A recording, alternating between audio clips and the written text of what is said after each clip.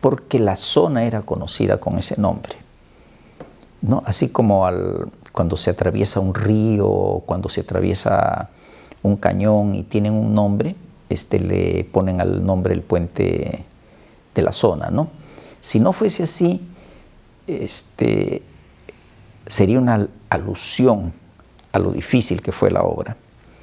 Yo recordaba de niño que me regalaron un aparato antiguo, muy especial, que permitía ver fotos en estéreo y donde estaban los temas geográficos más importantes del mundo. He mirado ahí las pirámides y otra cosa, y me producía la sensación en estéreo que estaba en el sitio y que las tenía frente a mí. Entonces me llamó la atención el puente del Infiernillo, ¿no? Y ahí vi que estaba en Perú. Y tiempos después, cuando he ido a la zona central y he tenido que pasar por el puente del Infiernillo, siempre me causó impresión.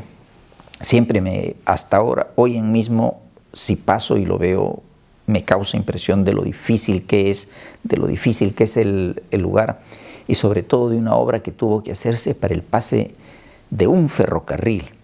Y estamos hablando que esto se construyó en el siglo XIX.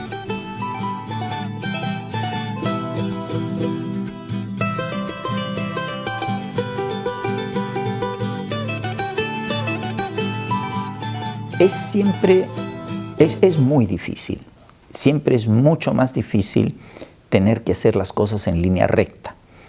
El desarrollo normal es seguir el perfil del cerro, lo cual implica seguir varias curvas, con las curvas de nivel que tiene el cerro, y hace una trayectoria mucho más larga. Pero ahí la construcción normal es de cortar parte lateral del cerro.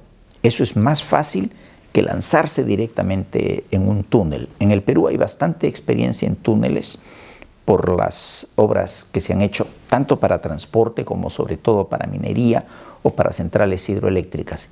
Y siempre es mucho más caro y mucho más difícil ir en el túnel. Entonces, cuando se decide hacer una obra siguiendo el desarrollo, lo que se está buscando es disminuir su costo de inversión, aunque el costo operativo aumenta considerablemente porque significa más tiempo en el viaje y significa también, justamente por ser más tiempo, mayor costo de combustible.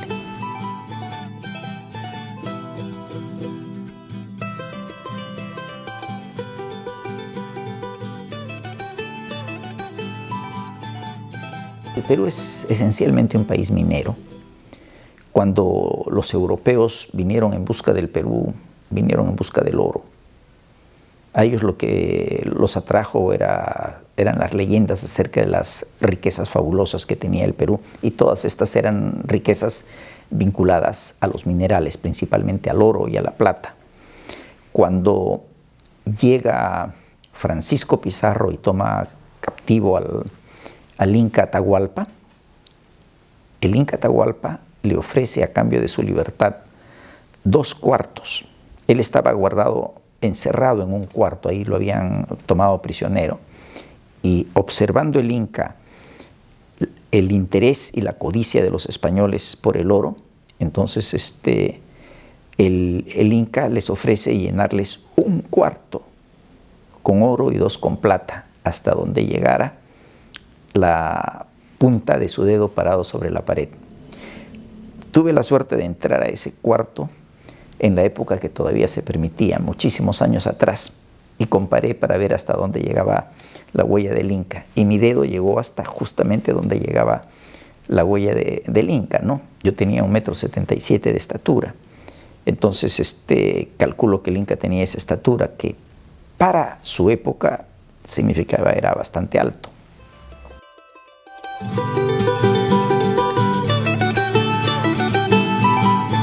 Lo que se trataba era de sacar los minerales del Perú. Entonces, en los volúmenes que se extraían y con la tecnología que existía en la época del virreinato español, esto se trasladaba a mula, en recorridos larguísimos. Pero cuando hablamos ya del siglo XIX, entonces la explotación de la escala aumentaba muchísimo en comparación a lo que había sido pues 3 siglos antes. Y para eso se requería un medio de transporte mucho más masivo.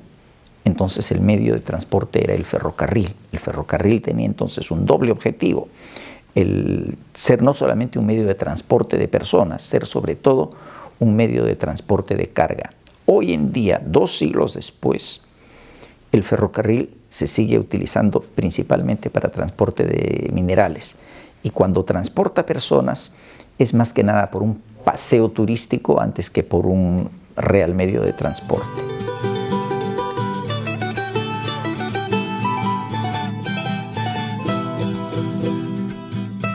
Una obra de esas características era bastante cara, más aún en la época en la que se hizo. Cuando uno ve las montañas andinas, las montañas andinas son muchísimo más altas que las montañas norteamericanas o europeas. Son solamente comparables a las alturas de los Himalaya, siendo un poco más altos los del Himalaya. Entonces, la construcción ahí es bastante difícil. Además, son 3 cadenas de montañas las que constituyen los Andes, y en recorridos relativamente cortos ya se está a nivel del mar, ¿no? Hay una franja estrecha que viene a ser la costa, y donde se llega al nivel del mar. Quiere decir que las pendientes son abruptas, son terribles pendientes.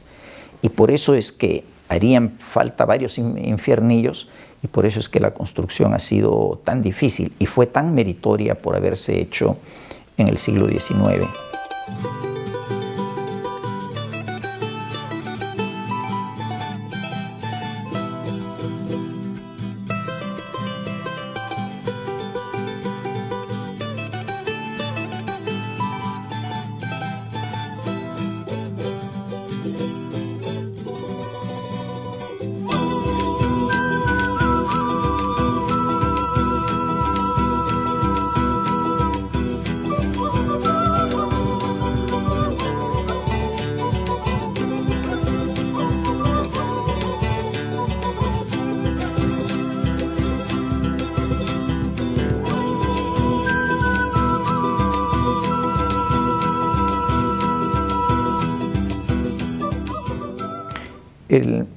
Aquí estamos hablando más o menos alrededor del año 1860, ¿no? El Perú declaró su independencia en el 1821, consagró la independencia y firmó la capitulación.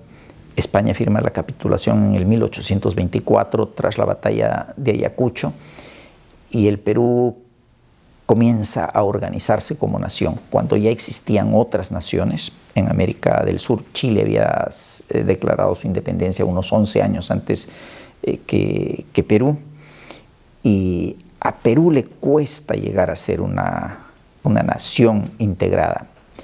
Entonces, esto sucede más o menos en la época del presidente Balta, y en esa época aparece el guano y el valor del guano. Entonces es el guano el que le da los fondos al Perú, con los cuales Balta inicia una serie de ferrocarriles. Entonces Balta se da cuenta que necesitaba la construcción de ferrocarriles, que un territorio con una geografía tan difícil como la del Perú necesitaba poderse enlazar. Si el Perú no se enlazaba, no era un territorio integrado.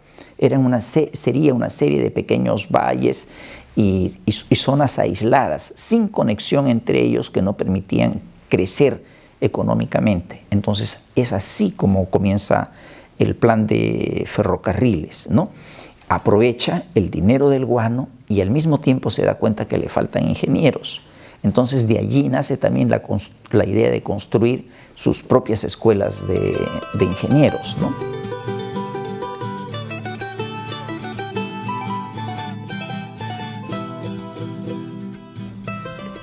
Yo había tenido la oportunidad de haber visitado muchos de los monumentos más importantes del mundo y Machu Picchu siempre impresiona.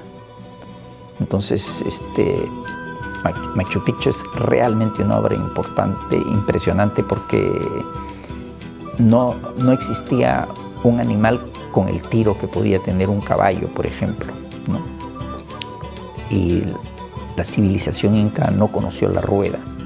Pudo haberlo hecho, pudo haber llevado los bloques, cortándolos y deslizándolos sobre troncos, haciendo que los troncos rueden y soporten y hagan las veces de la rueda, ¿no? Pero fue una obra titánica.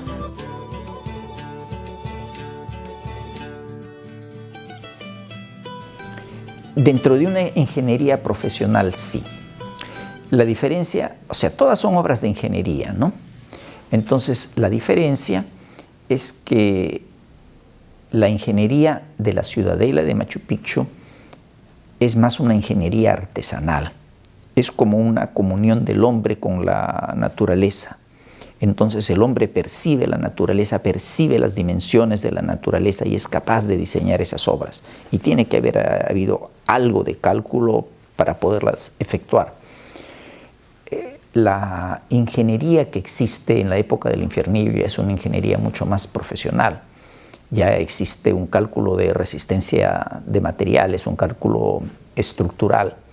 Y existen muchos conceptos de cálculo. Cuando uno lee los libros de ingeniería del 1800 por allí, alguna vez me puse a leer los libros sobre máquinas de la época, entonces son más descriptivos.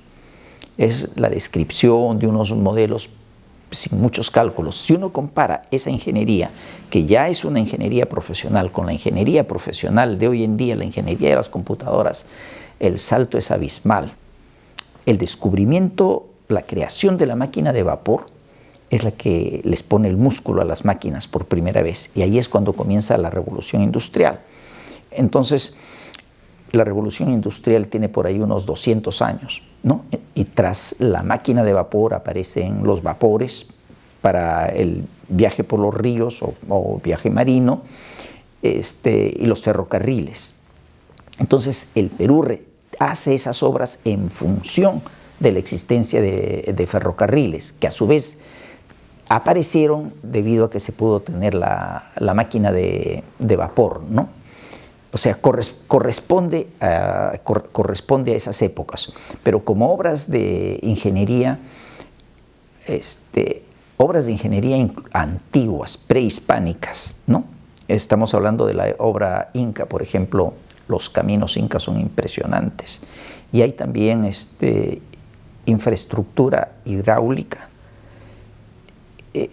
que es también impresionante cuando uno se pone a pensar cómo hicieron para calcularlo, porque opera. Hoy, tantos siglos después, sigue operando. Los españoles, la llegada de los españoles está más o menos a una distancia de 500 años en el tiempo, y cuando ellos llegaron eso ya existía. Yo creo que las obras de ingeniería en el Perú son mucho más difíciles, por varias razones, ¿ya?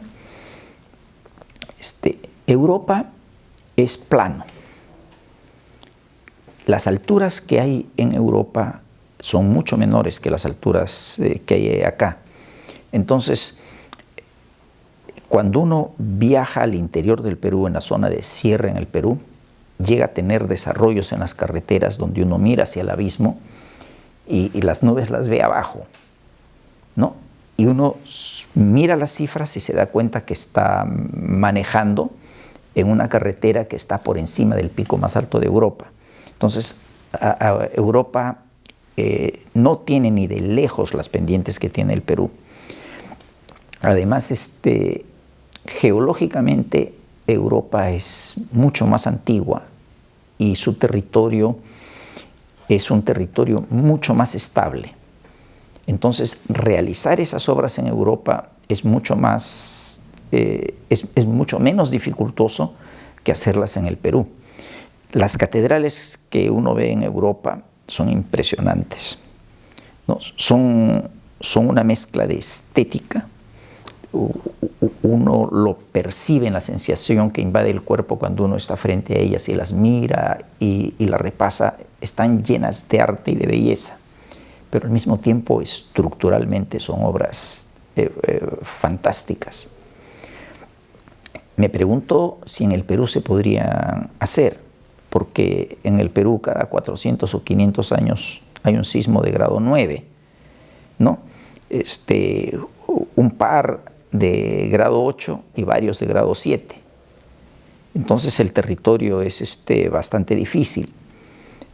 Y por otro lado, cuando se tienen que construir obras en la selva, los terrenos son mucho más difíciles, son terrenos que a veces se deslizan.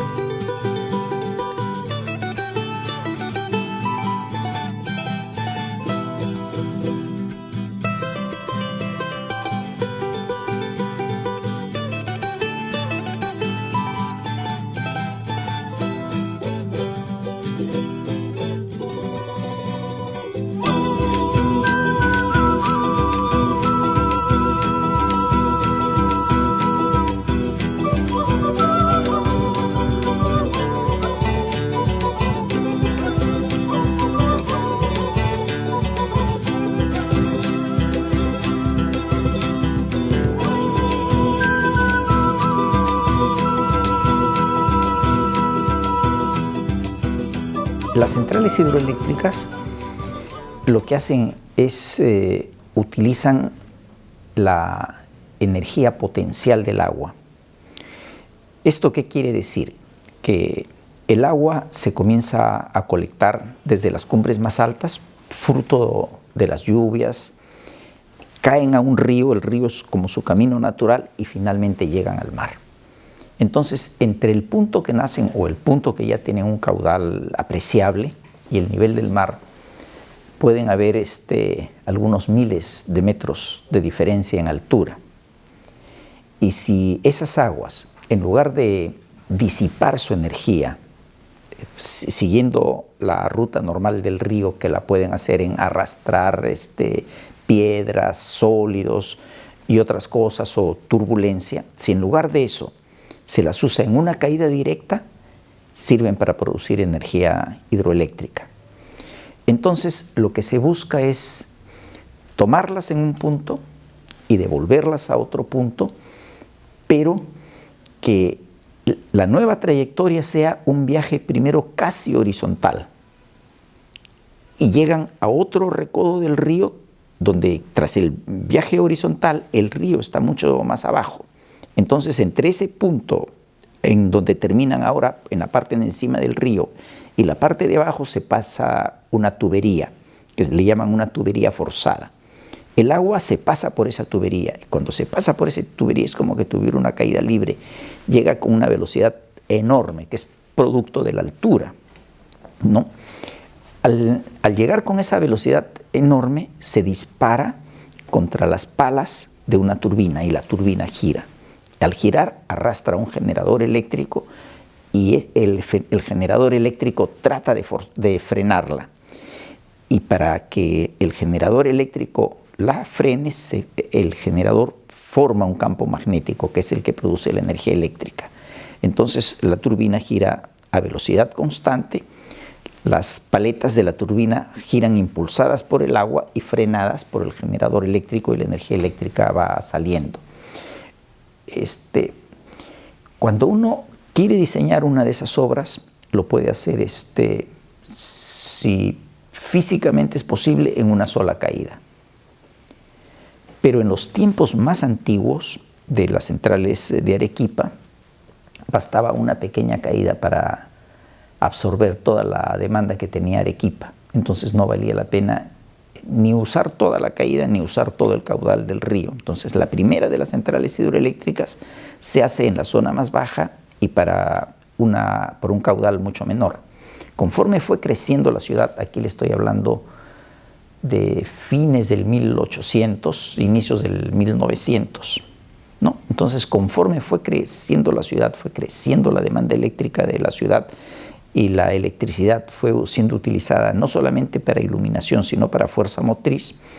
Entonces, las necesidades se incrementaron y comenzaron a salir las otras caídas. Así es como se llega a la central Charcani 5. La central Charcani 5 ya tenía una potencia considerable, incluso en comparación de Arequipa, porque ya para esos momentos estaba construyendo un sistema interconectado. No solamente iba a servir a la región de Arequipa, sino iba a ser parte de un sistema que tomaba el sur del Perú. Estamos hablando en Arequipa, el suroeste se iba a conectar con otra hidroeléctrica, eléctricamente con la energía de otra hidroeléctrica que es la de Machu Picchu, que es el sureste del Perú, y con unas que están al sur del Perú. Entonces es así como se construye Charcani V. Pero para construir Charcani V, la ruta para llevar el agua directamente obligaba a atravesar una montaña, ¿no? Que es un volcán. Entonces la central atraviesa la montaña y las máquinas, todo, están construidas dentro de la caverna. Entonces se ha tenido que excavar al interior de la montaña para tener el volumen suficiente para alojar las máquinas y también para que permita el trayecto del agua que permita la caída, ¿no? Entonces eso es Charcani V.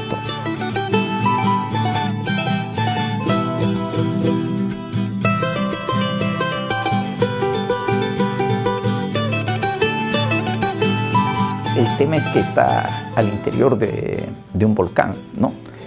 Y de un volcán activo. Activo no significa que está operando como volcán en estos momentos, ¿no? Sino que está dormido y que puede despertar.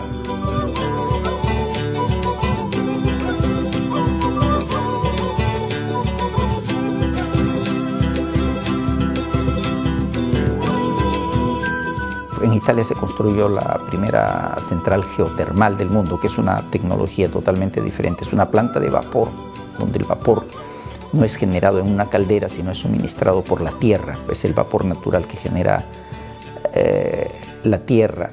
Y dudo que algo así se pueda hacer en Norteamérica y no creo que en Europa.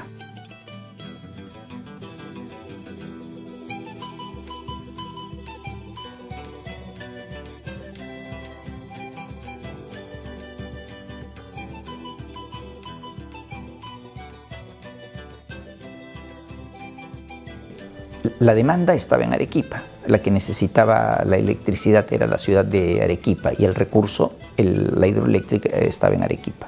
Hoy en día abastece a todo el Perú.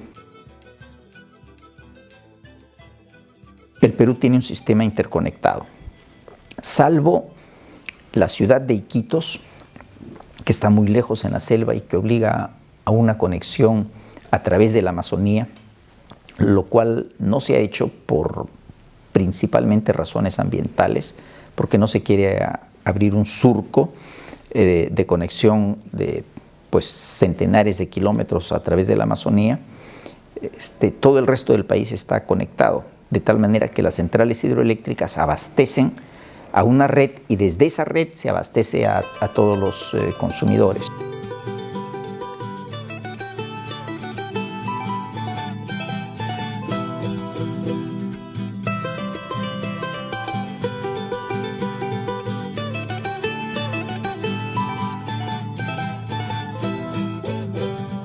Charcani es un trabajo particularmente difícil, por lo que resulta construir un túnel dentro de un volcán.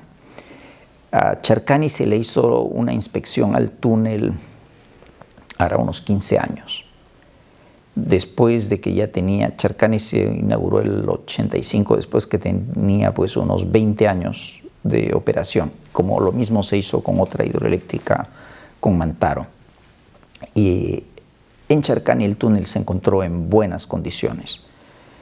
Hubo también bastante temor en cómo sería el sistema de descargar el túnel y luego volverlo a cargar. Se tuvo temor por los sistemas transitorios, porque en ese proceso se pudieran resentir los muros y otras cosas, pero finalmente se hizo. Y por ejemplo, allí la empresa propietaria pidió la participación de los técnicos más calificados del mundo para analizar el protocolo y cómo sería la descarga y carga. Ya se ha modernizado, pero la parte que se moderniza es la parte electrónica. Hay modernización en la parte mecánica, hay modernización en la parte electrónica, o sea, la tecnología mejoró mucho y ha habido procesos de modernización donde cuando se termina la vida útil de las piezas principales, entonces se las recambia por piezas más modernas, rediseñadas, pero acomodadas a las dimensiones que son posibles en las actuales centrales. En la propia Arequipa, dentro del propio grupo de centrales hidroeléctricas, las más antiguas tienen más de 100 años. ¿Ya? Esto quiere decir que una central hidroeléctrica puede llegar a los 100 años de vida. Dentro de esos 100 años de vida, las obras civiles son prácticamente las mismas. Se mejoran, se refuerzan, se van inspeccionando totalmente, pero tranquilamente viven los 100 años. No pasa lo mismo con las partes mecánicas o con las partes eléctricas. Las partes mecánicas sufren fenómenos de fatiga, es decir, trabajan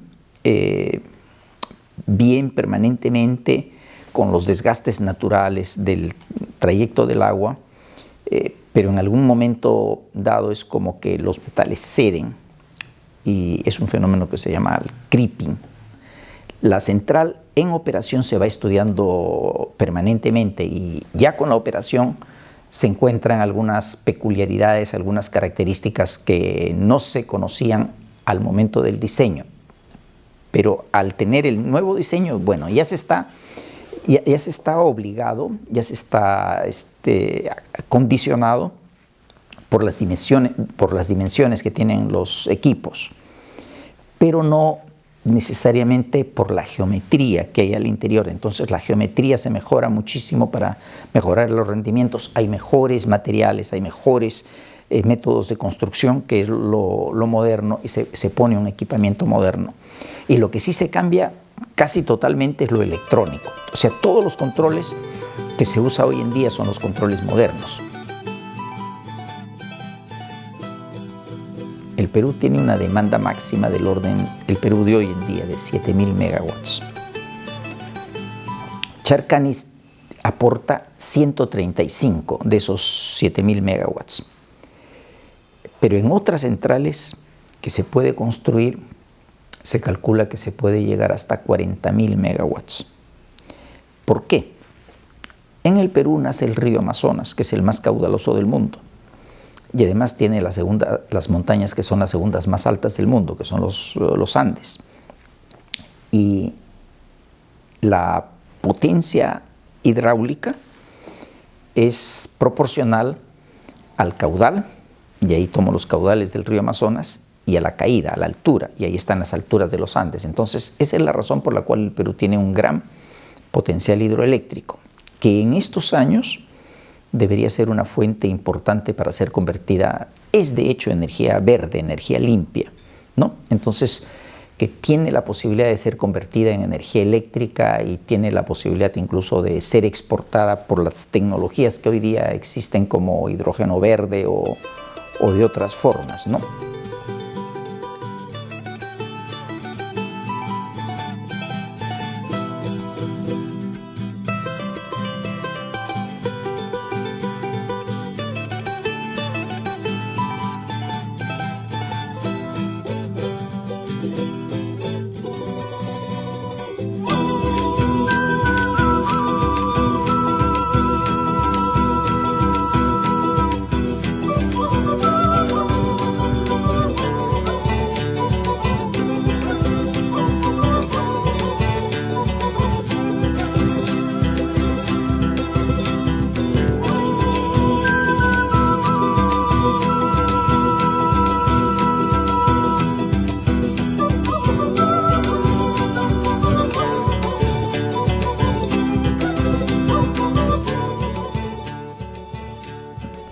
la geopolítica del mundo está muy vinculada a la energía. Entonces, la geopolítica del siglo XX, incluso del siglo XXI, ha estado ligada al petróleo, pero al petróleo porque lo que representa como energía para el mundo, porque es sustancial para el mundo. Entonces, Camisea es un proyecto de hidrocarburos y es un proyecto de energía, y es un proyecto que tiene dos productos. Hay, digamos, un petróleo muy ligero, que vienen a ser los líquidos del gas natural, se llaman condensados, les llaman también líquidos del gas natural. En el fondo lo que vienen a hacer es un petróleo muy ligero, de muy alto valor, que sale conjuntamente con gas natural, que son metano, etano, que tiene una proporción alta, y otros gases en la cadena. Entonces fue diseñado para ser económicamente pagado, satisfecho solamente con la producción de líquidos. Pero el subproducto, que son el gas, en términos de energía representaba inicialmente el 80% del valor energético del proyecto. Pero ese 80% era difícil de utilizar, difícil de explotar, y su valor era solamente el 20% del valor económico del gran proyecto. O sea, la quinta parte de la energía, el 20% de la energía, a través de los líquidos representaba el 80% del valor económico, y viceversa. El 80% de la energía representaba el 20% del valor económico. Entonces, ese 80% de la energía se quiso utilizar para transformar la matriz energética del Perú, para cambiar la dieta energética del Perú, y hacer que, en lugar de utilizar petróleo, se utilizase gas natural, lo cual representaba una tarea titánica. Esa tarea titánica era la conversión de toda la infraestructura que utilizaba gas natural o que utilizaba antes petróleo o derivados del petróleo, hacer una infraestructura que utilizase gas natural. ¿Por qué? Porque el gas natural, en relación al petróleo, estaba producido en el Perú, era muy difícil de exportar, y exportándolo no tenía gran valor. Segundo, porque era una energía mucho más limpia. Y tercero, porque le hubiera permitido al Perú, le permitiría al Perú congelar precios por plazos muy largos. Entonces, con un beneficio económico en varios sectores, ¿no? En la producción de energía eléctrica, en el consumo de energía residencial y en el transporte. Cuando se comenzó Camisea, existía poca experiencia en el mundo y poca tecnología para usar el gas en el transporte, pero eso creció enormemente en los siguientes 10, 15, 20 años, ¿no? Entonces, hoy día es una energía que le permitiría al Perú, le permite al Perú cubrir 50% de la electricidad, aunque el Perú, si quisiera, podría tener 100% renovable, tiene recursos para ello. Le permitiría cubrir una gran parte del consumo residencial, le permite una gran parte del consumo industrial y también del transporte. Y eso hace que, pese a que el Perú es un importador neto de hidrocarburos, podría mantener los precios estables y muy bajos en la producción de energía en la mayor parte de su consumo, y eso le representa una gran ventaja desde el punto de vista económico.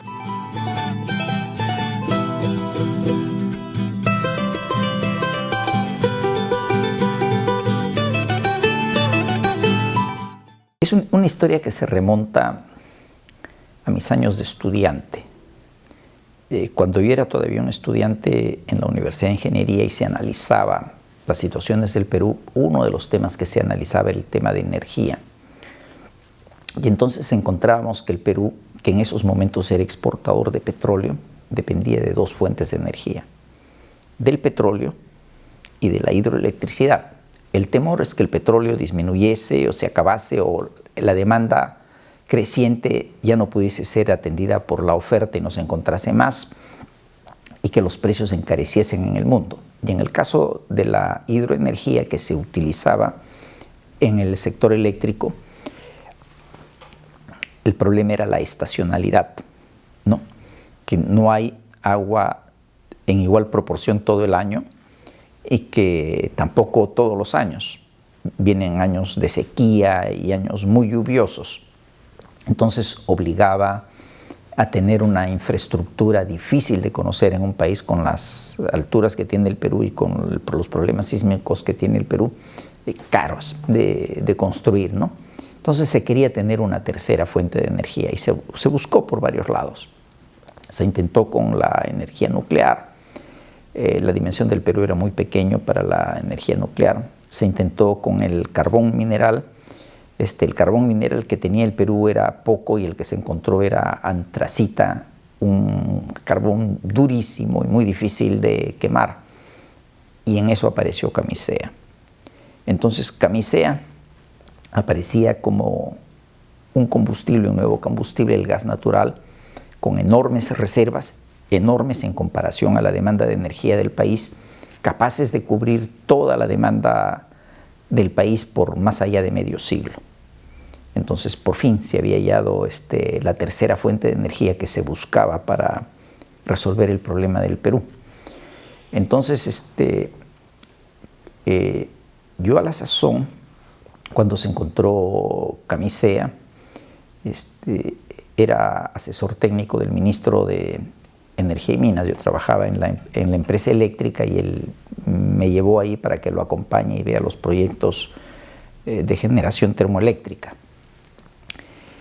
Camisea tardó varios años, por distintas razones, hasta poder llegar a un acuerdo sobre el proyecto. Pero era un proyecto que tenía varias frustraciones en su historia, por razón A, por razón B. Fue un pan que se quemó varias veces en la puerta del horno. Entonces transcurrían los años 90 y yo era también era profesor y era decano en la Facultad de Ingeniería Mecánica de la Universidad de Ingeniería. Y me acuerdo, hicimos un foro académico en el que analizamos el futuro del Perú desde el punto de vista de energía. Y la conclusión a la que llegamos era que el futuro del Perú era uno con Camisea y otro sin Camisea. Esta es una conclusión a la que llegamos en el año 1992. Entonces, las ideas sobre el valor de Camisea, sobre planificación energética del Perú, sobre los balances de energía, yo los tenía claros. Parte de los trabajos y de las investigaciones académicas y parte por el ejercicio profesional.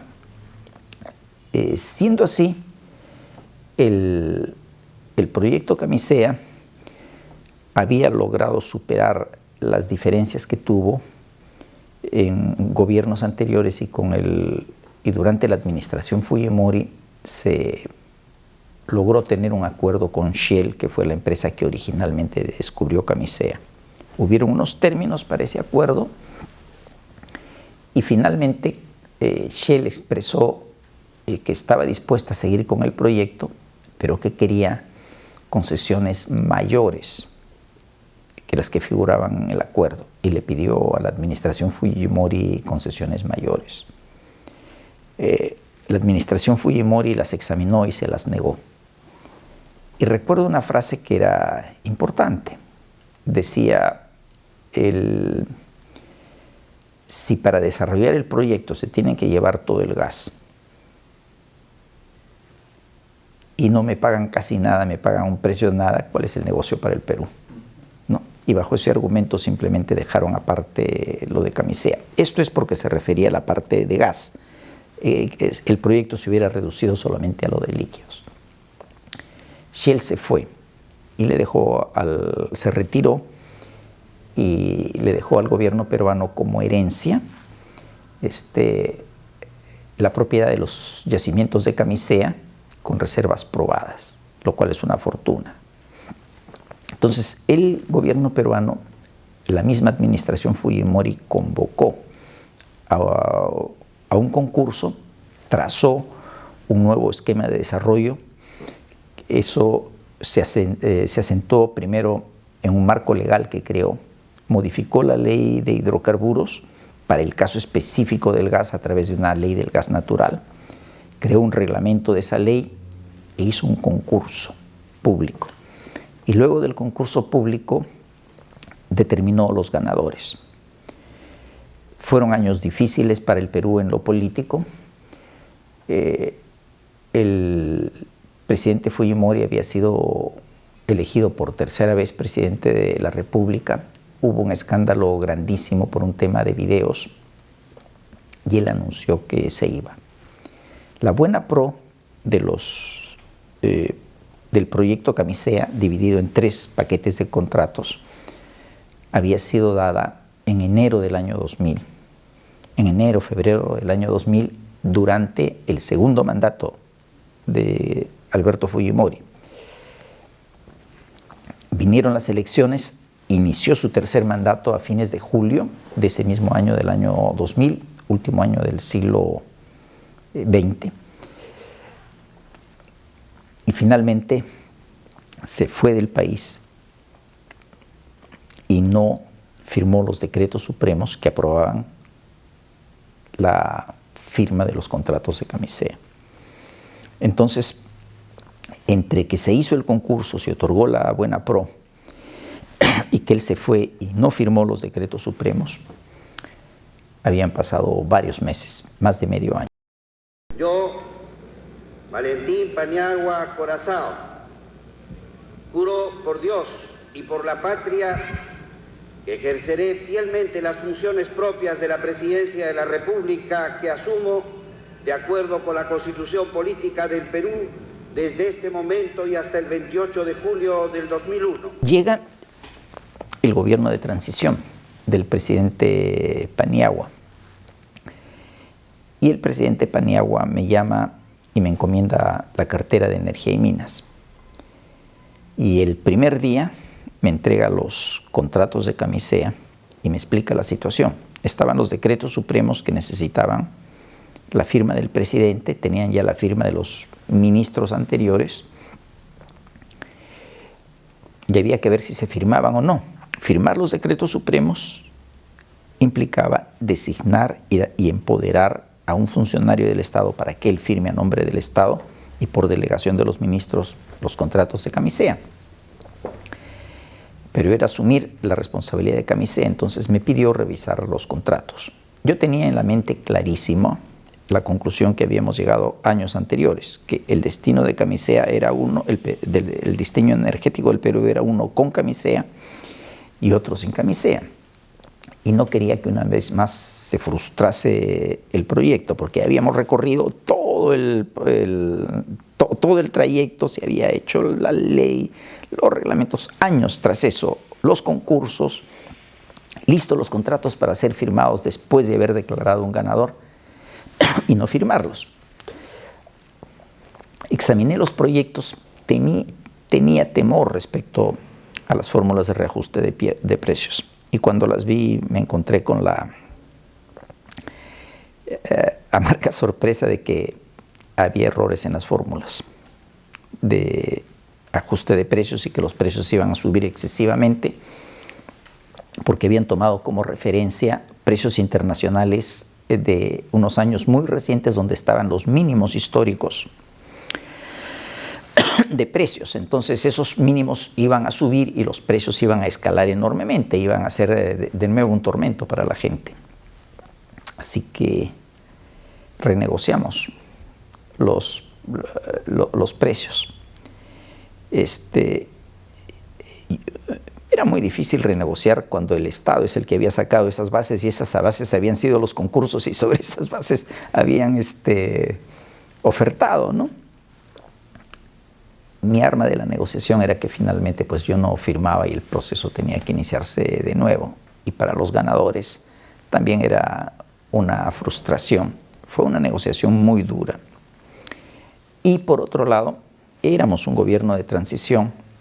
Entonces muchos otros postulaban, es un gobierno de transición, que dejen este proyecto para que lo retome una vez que sea el gobierno permanente que va a ser elegido. Fue un proceso de negociación muy duro y finalmente firmamos los contratos antes del mes.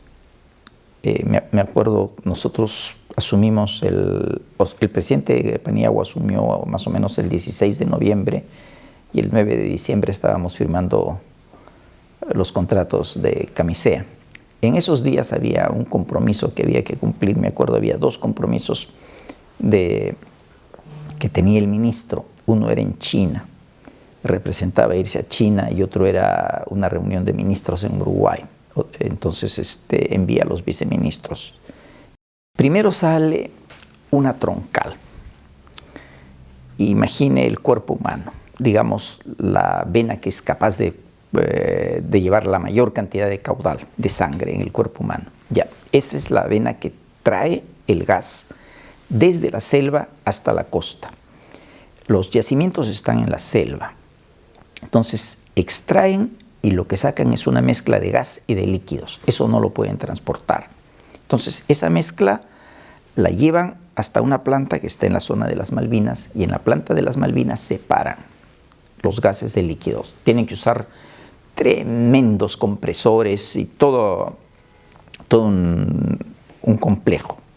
Y después de que lo separan, el gas queda como gas y como líquidos. Entonces, como gas lo meten en un gran ducto y como líquidos lo meten en otro ducto. Los 2 ductos cruzan, terminan de salir de la selva, cruzan todos los Andes y finalmente caen en la zona más cercana. La zona que les resulta más cercana, el recorrido más corto, lleva hasta Pisco. En Pisco procesan los líquidos, porque los líquidos tal como vienen no es económicamente interesante venderlos. Entonces yo le decía que había un ducto de líquidos. El otro es un ducto que viene con gas. Es un tubo entero, pasa por Ayacucho, pasa cerca de Ayacucho. Y desde Ayacucho tiene una salida para darle gas a Ayacucho. Y teniendo Ayacucho el gas a las puertas, no han sido capaces de buscar el esquema para construir, aunque sea políticamente o vía subsidios, una red de ductos que satisfaga Ayacucho, para que no sea solamente que Lima tiene. Entonces el ducto llega hasta Lima. Y en Lima termina el ducto en la puerta de la ciudad. Entonces, la primera etapa de Camisea es extracción del gas y los líquidos. La segunda etapa es el transporte en gran volumen. La tercera etapa es la distribución. Entonces, aquí viene una red que parte desde las venas más pequeñas, las arterias, hasta los vasos sanguíneos, ¿no? Y esa es la tarea de Cálida. Entonces Cálida toma un tubo a la puerta de la ciudad, lo lleva y a cierto punto comienza a ramificarse, como si fueran un árbol, y a más pequeños, y termina pasando frente a las casas, ¿no? En las calles, como si fueran los cables de luz eléctrica o los tubos de agua, pasan los tubos de gas. Y desde allí, en las casas, el que quiere puede conectarse. Entonces el tubo pasa, hay un medidor.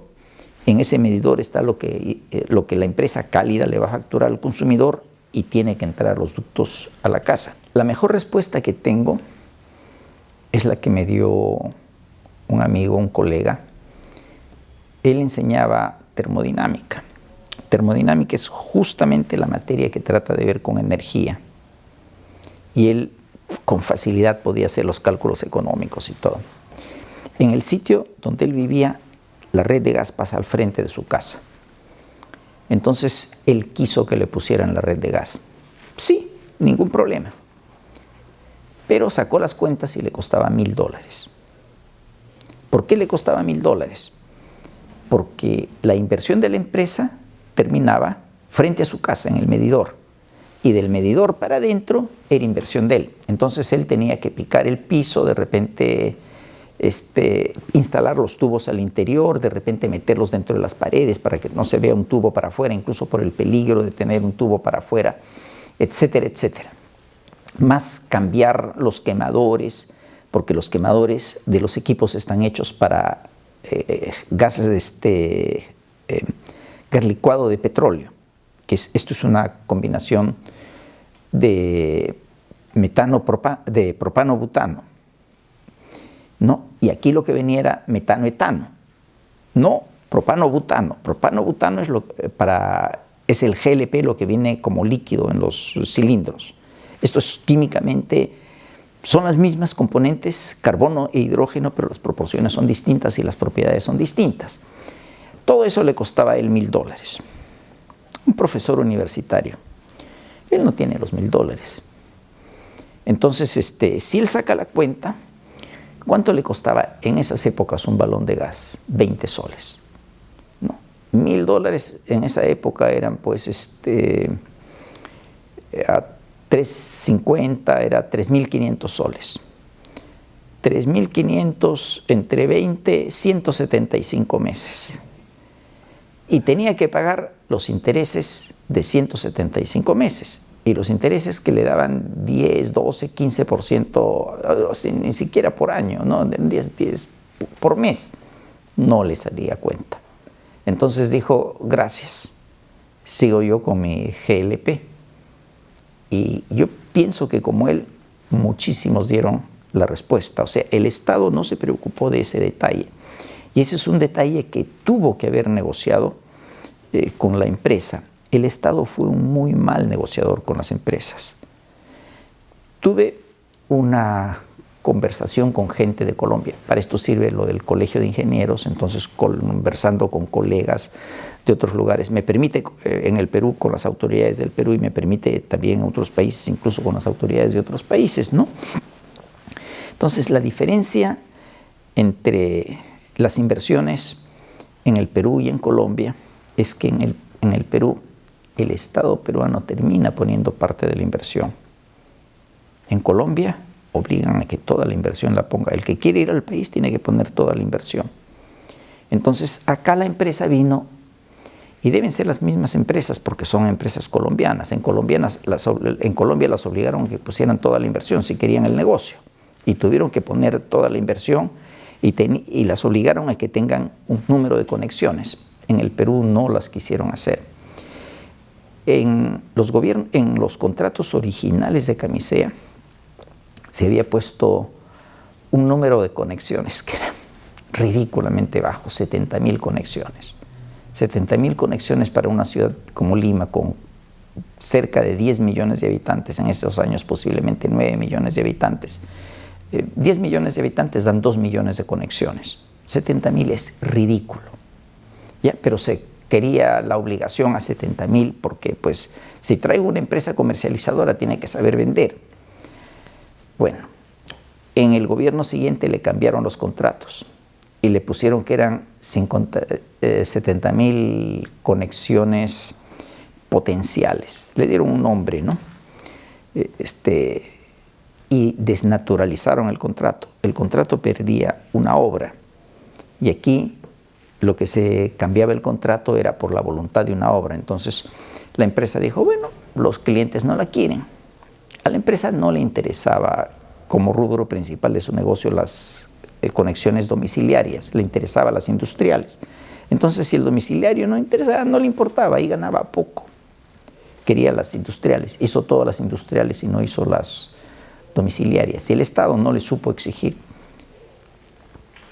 Entonces, el Estado se ha visto obligado a subsidiar las conexiones domiciliarias, a crear un fondo que es un impuesto a los usuarios de energía eléctrica para subsidiar las conexiones de gas. Y con eso y otros esquemas de financiamiento, pues han avanzado hasta el 50% de la conexión en Lima.